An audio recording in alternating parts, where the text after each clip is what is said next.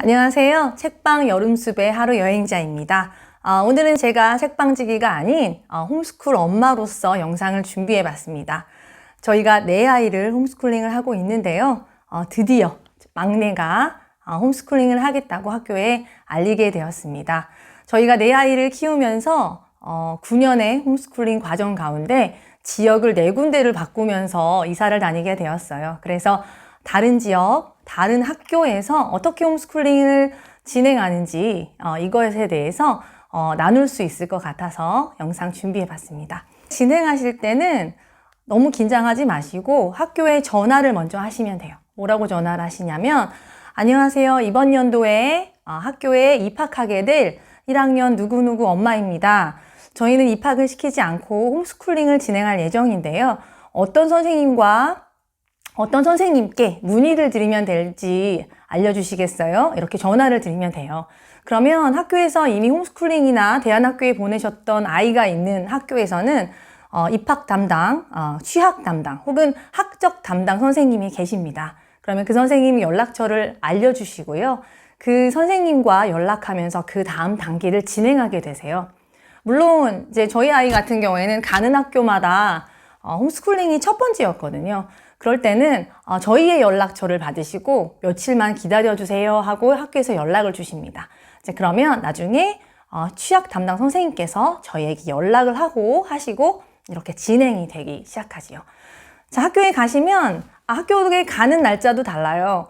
그 전화를 드리자마자 그 다음날 학교에 바로 오시겠어요 하는 학교도 있습니다. 네, 그럼 가시면 되죠. 너무 큰 고민 없이 가셔도 될 거예요. 왜냐하면 서류를 작성하는 날이기 때문입니다. 그리고 어떤 학교는 예비 소집일 날 오시고 입학식 날 오세요 하시는 학교도 있습니다. 네, 예비 소집일이나 입학식에 가는 것도 사실은 서류 작성을 위한 날이기 때문에 그렇게 긴장하지 않으셔도 돼요. 심지어 오히려 예비 소집일과 입학식에는 저희한테 포커스가 없습니다. 그냥 아이들이 입학하시는 걸 보고 책을 받아오거나 이런 거를 보시고 서류를 작성하는 오히려 약간 좀 위축되는 날이긴 해요. 하지만 뭐 그렇게 긴장하지 않으시고 가셔도 됩니다. 교육은 의무 교육이잖아요. 의무 교육을 하지 않는 것에 대한 교육위원회가 열립니다. 이 교육위원회는 그 홈스쿨링을 신청한 저희 가정만 있기도 하고 그 해에 그 학교에 여러 가정이 있다면 그 가정이 함께 모여서 의무교육관리위원회를 회의를 받기도 합니다. 어떻게 진행되냐면 교장 선생님, 교관 선생님, 그리고 학적 담당 선생님, 그리고 담임 선생님 이 정도의 선생님들만 모여서 진행하셨던 것 같아요. 그래서 왜 학교를 안 보내시는지, 홈스쿨링을 어떤 이유로 하시는지 이런 걸 질문을 하시죠. 근데 이 질문을 하실 때 사실은 의무교육관리위원회에 가실 때는 어느 정도 저희 가정의 이유, 목적, 그런 것들이 좀 말이 언어로 준비되어 있어야 하는 필요성이 있어요. 그리고 부모에게만 물어보는 것은 아니고요. 아이에게도 물어봅니다. 아이에게 저희 같은 경우에는 뭐라고 물어보셨더라? 정말 학교 안 다녀도 괜찮겠니? 학교 안 다니고 싶니? 무슨 일이 있었니? 뭐 이런 식으로 물어보셨던 것 같아요. 저희가 무슨 일이 있어서 학교를 안 간 건 아니지만 네, 아이가 이제 그런 질문에 살짝 위축되기는 합니다.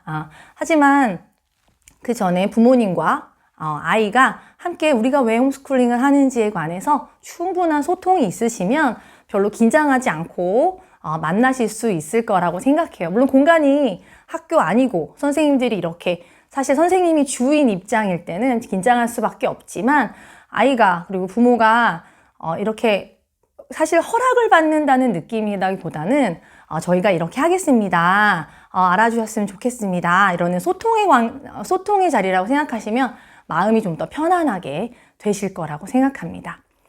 근데 모든 학교가 그 의무교육위원회를 여냐? 그렇지는 않습니다. 저희가 첫째의 경우에는 집으로 가정방문을 하셨어요. 의무교육위원회가 학교에서 열리지 않고 가정방문을 하는 학교도 있습니다. 그래서 집에 오셔서 거실, 부엌, 아이방 이런 곳을 다 들여다보시고 심지어 팬트리라고 하죠. 창고 같은 데도 다 열어보셔서 사진을 찍어 가셨어요. 사진을 찍고 이거를 자료로 가지고 계신다고 말씀하셨고요. 그리고 이제 저희의 1년 계획표를 요구하셨어요. 그래서 저희가 1년 계획표 어떤 식으로 아직 정확하지 않지만 1학년이었으니까요. 정확하지 않지만 이렇게 현장 학습을 하고 이렇게 공부를 하려고 합니다. 어떤 교재를 사용해 볼까 합니다. 하는 계획서를 드렸습니다. 이 내용은 저희 블로그에 가시면 2015년 1년 계획서가 있거든요. 그거 한번 보시면 참고가 되실 것 같아요. 자, 그렇게 했고 둘째 같은 경우에 의무교육위원회가 학교에서 열렸습니다. 그리고 셋째의 경우에는 어떤 것도 열리지 않았어요. 집으로 찾아오지도 않았고 의무교육위원회가 열리지도 않았습니다. 그냥 제가 학교에 갔을 때 그 다음날 오세요 해서 바로 갔고 서류를 작성하고 그냥 네 어떻게 요새 홈스쿨링 많이 하시니까요. 예 알겠습니다. 이제 이렇게만 얘기하시고 그리고 마쳤던 것 같아요. 더 이상 이제 많이 어쩌면 저희가 셋째 홈스쿨링이어서일 수도 있지만 네 그렇게 까다로운 절차를 거치지 않았습니다. 예, 학교마다 지역마다 다를 수 있다는 거 참고하시고요. 가끔 제가 아는 경기도 지역에서는 새벽에 저희 가정 방문했다고 말씀드렸잖아요. 저희 같은 경우에는 약속을 잡고 온 가정 방문이었고요.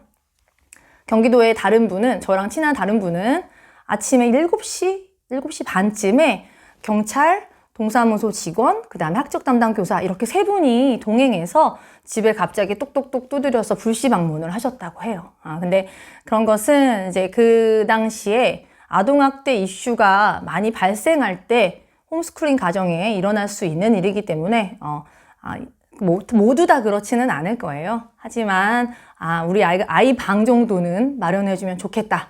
이런 마음을 가지시고 하셨으면 좋겠습니다. 자, 학교에 가시면 입학 유예를 먼저 권하실 겁니다.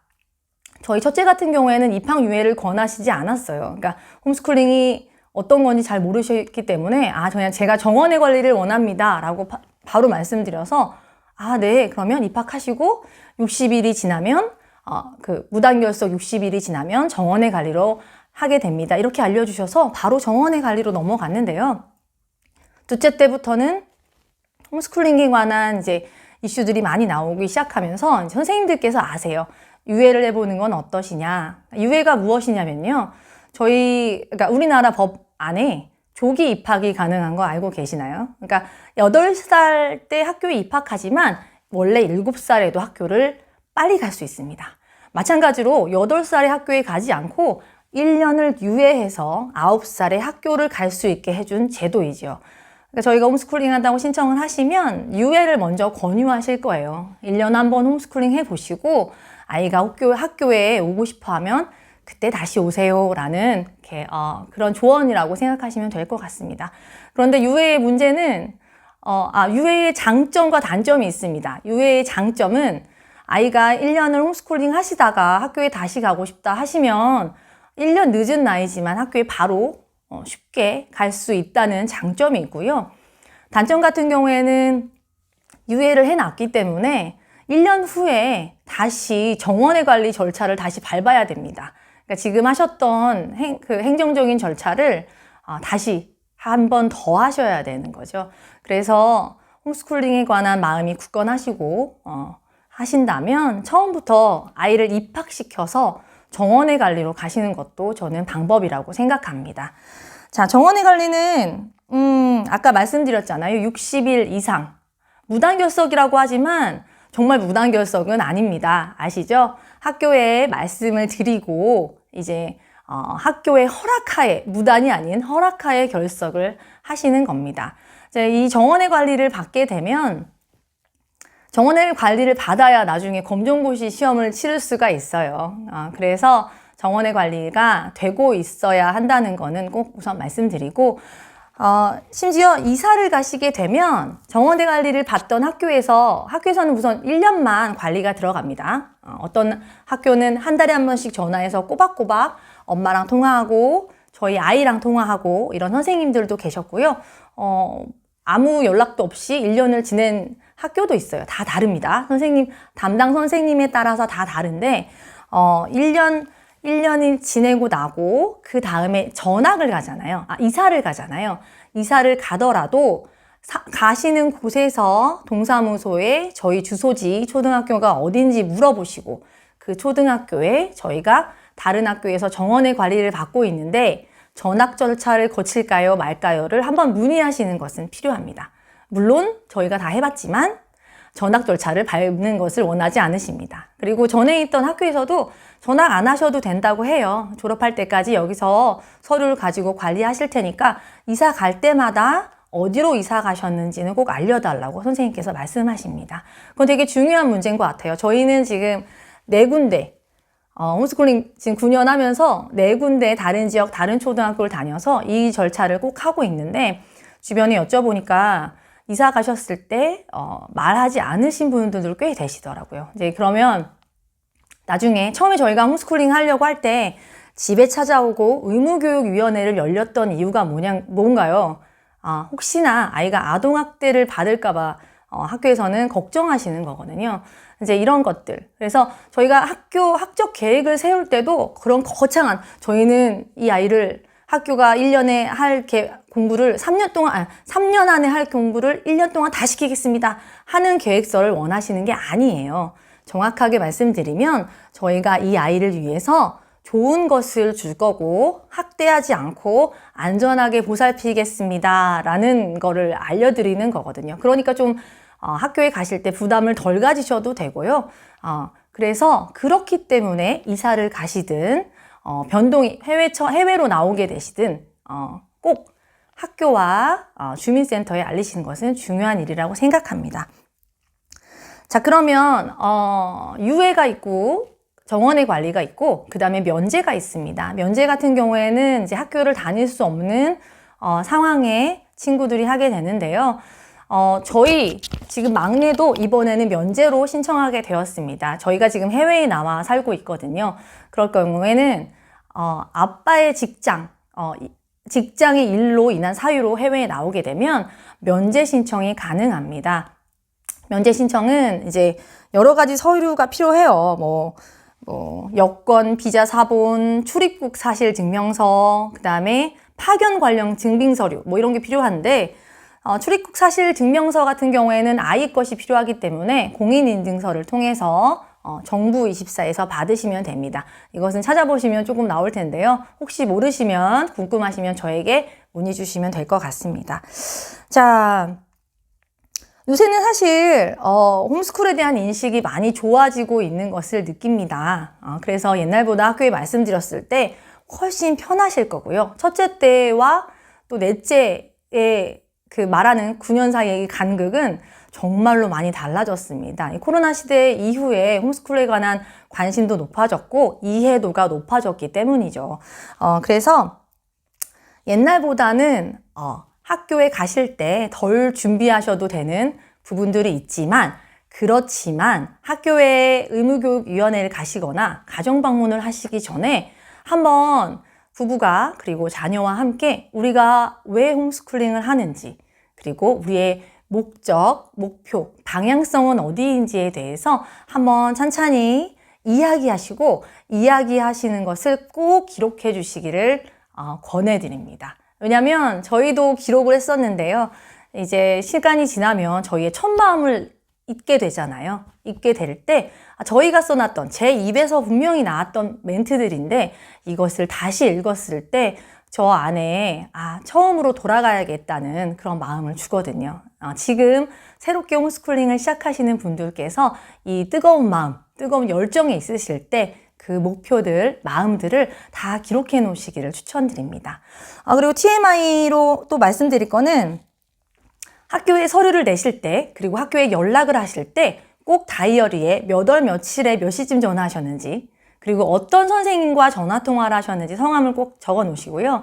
그리고 심지어 학교에 서류를 내실 때 그 서류를 제가 작성한 서류잖아요. 제가 작성한 서류에 사진 혹은 스캔을 떠놓으시기를 부탁을 드립니다. 왜냐하면 저의 경우에 학교에 먼저 항상 학교에서 연락 오기 전에 제가 알아서 먼저 연락을 이사 갈 때도 다 전화를 드리는 부분이 있었는데요. 정원의 관리 등록을 하고 잘 되고 있다고 생각했는데 어느 날 여름이 지나고 9월 달쯤 저희 아이가 등록이 되지 않았다는 것을 알게 되었어요. 근데 이제 누구의 책임이냐가 약간 묻는 그런 시기가 있었죠. 하지만 저는 언제 전화드렸고, 누구와 통화했고, 그리고 제가 냈던 서류를 다 가지고 있었기 때문에, 학교에서 이제, 아무 문제 없이 정원의 관리로 바로 넘어갔던 기억이 있습니다. 저는 이런 부분에 있어서는 서로 맞춰가야 된다고 생각합니다. 기록을 하고, 굳이 목소리를 높이거나 우기지 않고, 선생님들도 사실 정원의 관리자가 있다는 거가 그렇게 정원 외의 관리라는 말은 무엇인가요? 내가 맡지 않은 일을 하나 더 하게 된다는 뜻이잖아요. 그러니까 그 선생님께서 저희를 관리해 주시는 것에, 그리고 저희가 관리를 받는 것에 서로 귀찮다고 느끼지 마시고 이게 감사한 일이라고 생각하셨으면 좋겠습니다. 그리고 아이가 저희 같은 경우에는 첫 달에 첫 선생님께서 매달 정말 전화를 하셔서 꼬박꼬박 아이와 통화를 하셨는데요. 저는 그때 귀찮다고 느끼다기보다는 우리의 관리 누군가의 아무도 관심을 가져주지 않는데 누군가 나에 대해 관심을 가지고 있구나. 그리고 이분이 참 성실하시구나. 이거에 관해서 아이랑 얘기했었어요. 맡은 바 직분의 성실한 것. 이제 그렇게 아이와 이분의 성실함에 대해서 얘기했을 때 아이가 선생님한테 매달 전화가 올 때 두려워하지 않고 멋진 분과 통화한다는 마음으로 되게 즐겁게 통화했던 기억이 있습니다. 아이에게 부정적인 걸 말해주면 그 아이도 그 선생님을 통화하거나 만날 때 귀찮다 싫다 하는 것이 자연스럽게 나가게 되지요. 서로 예의를 지키는 것을 가르치는 것, 이것이 홈스쿨링의 아주 기본이라고 저는 생각합니다.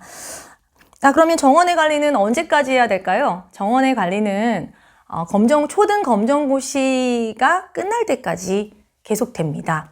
자, 중학교 때부터는 다시 취약통지서를 받거나 이런 과정이 아니기 때문에 초등학교 정원의 관리를 받으시고, 그 다음에 초졸 검정고시를 보시고 학교에 서류를 내시면 이제 학교에서 관리받는 것 모든 절차가 끝나게 됩니다.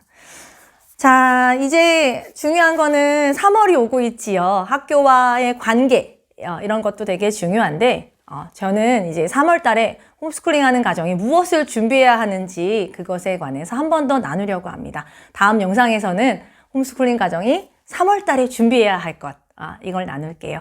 감사합니다. 3월이 가장 힘듭니다. 홈스쿨은 같이 힘내보아요. 화이팅입니다. 영상 끝까지 봐주셔서 감사합니다.